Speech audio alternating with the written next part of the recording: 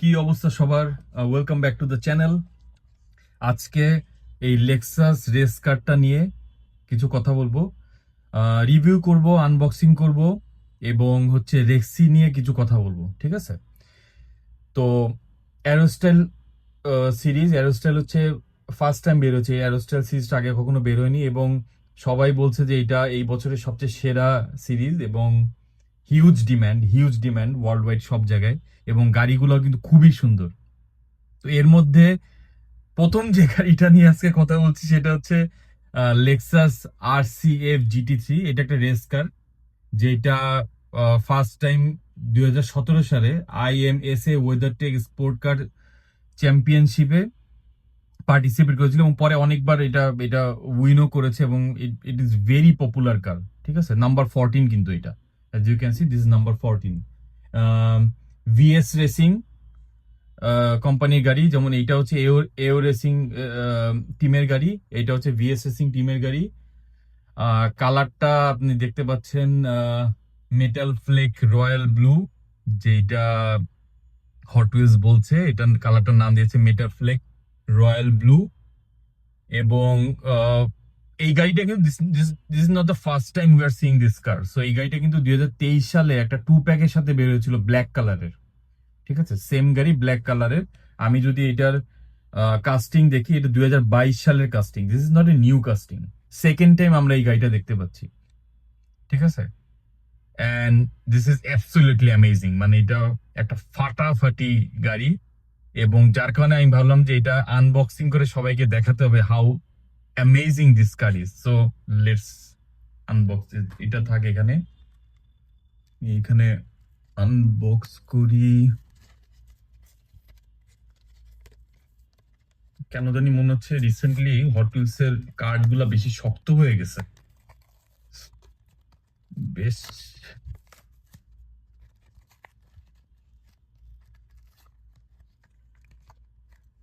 And here it is.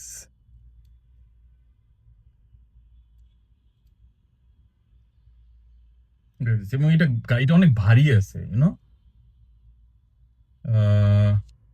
Black spoiler, look at this. কেন metal flake royal blue বলছে এবার কি বুঝতে পারছেন? You can see the colour sparkling. Can see? আমি আমি শিওর না এটা আমার এই দুর্বল ক্যামেরায় ধরা পড়ছে কিনা, but it's amazing.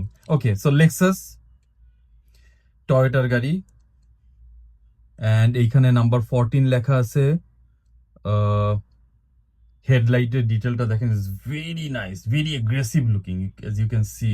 It's very aggressive looking car. এবং ব্ল্যাক যে পার্টটা আছে ওইটাও ফাটাফাটি। এখানে কয়েকটা অ্যামেজিং জিনিস আছে, সেটা হচ্ছে as you can see this aerodynamic part.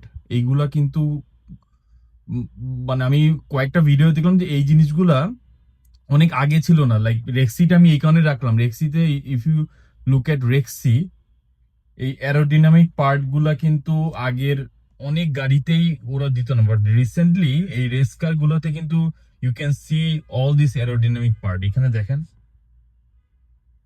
So এখানে একটা দেখা আছে, এইখানে আলাদা এই করা আছে। And tail light is beautiful, beautiful, ঠিক আছে?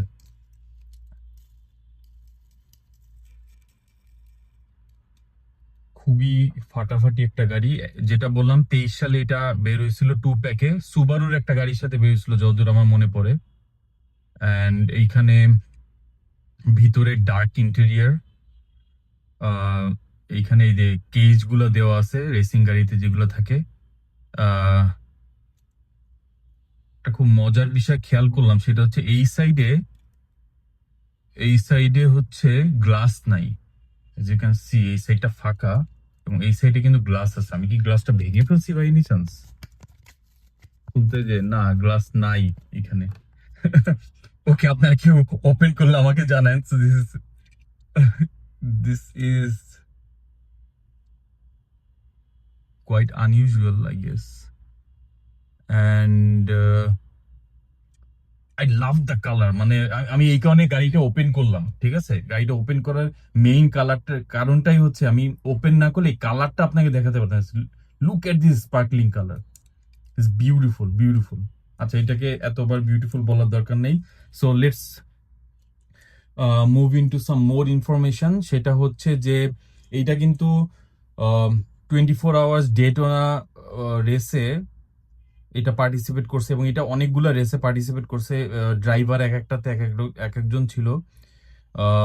17 সালে ফার্স্ট অ্যাপিয়ার করে, এবং রেক্সির সাথে কেন এটা আনলাম একসাথে, তার কারণটা হচ্ছে আহ, রেক্সি যেই রেসগুলোতে পার্টিসিপেট করে এটা কিন্তু সেম ক্যাটাগরি রেসে পার্টিসিপেট করে। সো যারা আপনারা রেক্সি কালেক্ট করেছেন, this is a must have guys, this is a must have. মানে এইটা কিন্তু আপনার কালেক্ট করতেই হবে যারা রেক্সিটা কালেক্ট করেছেন, ঠিক আছে? যার কারণে আমি রেক্সির সাথে আনলাম। আপনি যদি একটু দেখেন দুইটার ডিজাইন, স্পয়লার দেখেন, দেয়া লাইক স্পয়লার গুলো দেখেন, তারপরে হচ্ছে বডি স্টাইল দেখেন, মানে you can understand like these are from same category of racing, ঠিক আছে? রেক্সি হচ্ছে নাম্বার 80 এবং এটা হচ্ছে নাম্বার 14। সো যারা রেক্সি কালেক্ট করছেন, এই কারণে আমি রেক্সিটা রাখলাম, যারা রেক্সি কালেক্ট করছেন কিন্তু এইটা মানে কালেক্ট করবেন কিনা বুঝতেছেন না, ইউ মাস্ট হ্যাভ। মানে আমাদের কাছে অ্যাভেলেবেল আছে। এবং গাইজ আমি সবাইকে একটা জিনিস বলি, সেটা হচ্ছে যে আপনার যেই পেজ ইচ্ছা মানে আমাদের কাছ থেকে নিতে হবে এরকম কোনো বাধ্যবাধকতা নাই।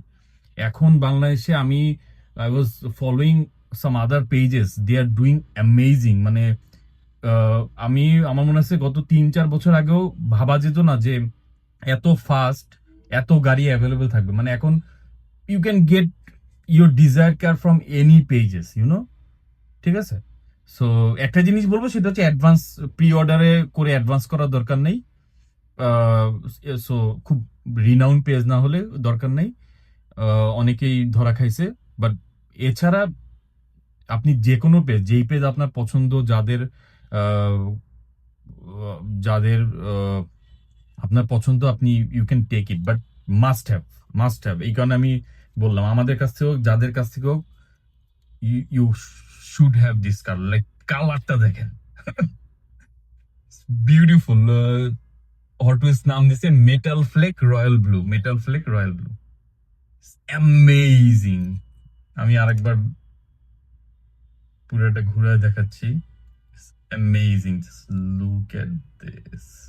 এবং এটা কিন্তু ভারীও অনেক, ইউনো।